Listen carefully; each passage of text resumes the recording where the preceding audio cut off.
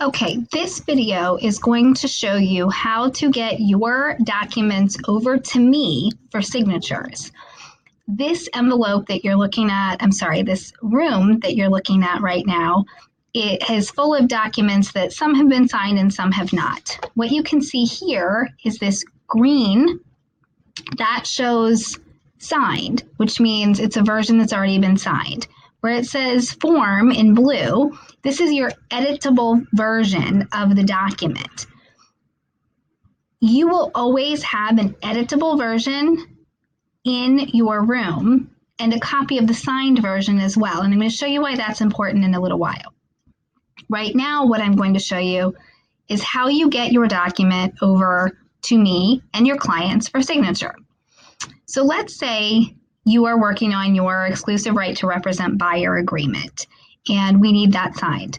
I'm hovering over the document right now, and this little circle comes up in the top left. Once you click that and check the box, a new toolbar comes up here. In the middle, this pen is what we're going to want to use.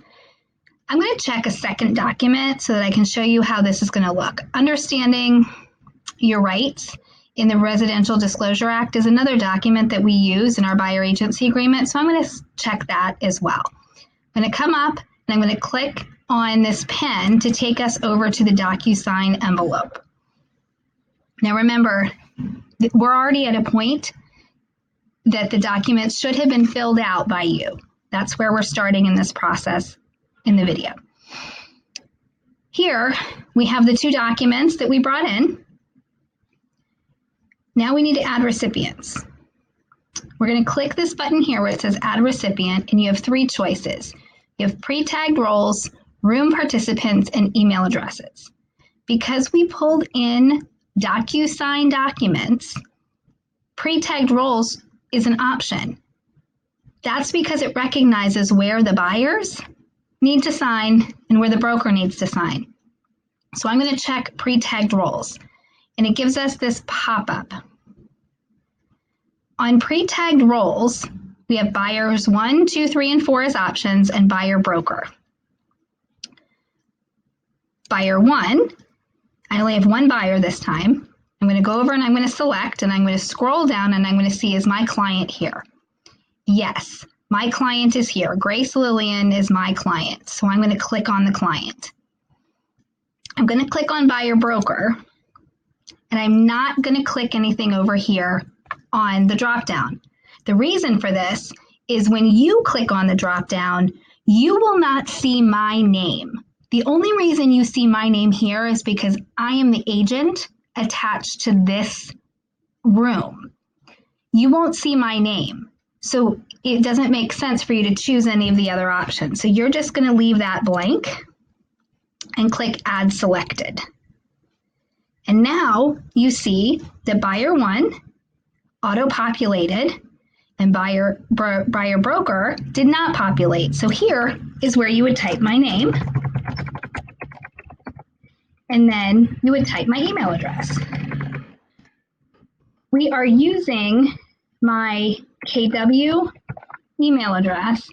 It doesn't matter if you accidentally use my SML Homes email address. It's still going to come to the same place. It's just easier for me to track with the KW. You're also going to change the order for me because I want to sign second or third if you have multiple buyers. I want to sign after they do. You scroll down, you can type a message to your client, please sign buyer agency agreement. And then you're going to click next. When it goes to the next screen, you're going to see that there are already initial blocks and signature blocks that are brought in by DocuSign because it recognized where the buyer and where the broker needed to sign. I suggest that you scroll through. Now this document that I brought in, I didn't actually fill in anything. Up here, you would have everything filled in already. This was just a blank document. Buyer initials here, broker initials here. Okay, as you scroll through, you see how it brings everything in where it needs to be. Double check to make sure that it's there. On this next document, Understanding Your Rights, it does not actually bring in the initial blocks. So you're just going to drag it in. And you're going to drag it. Okay, and this is what would happen if you had to use just email addresses.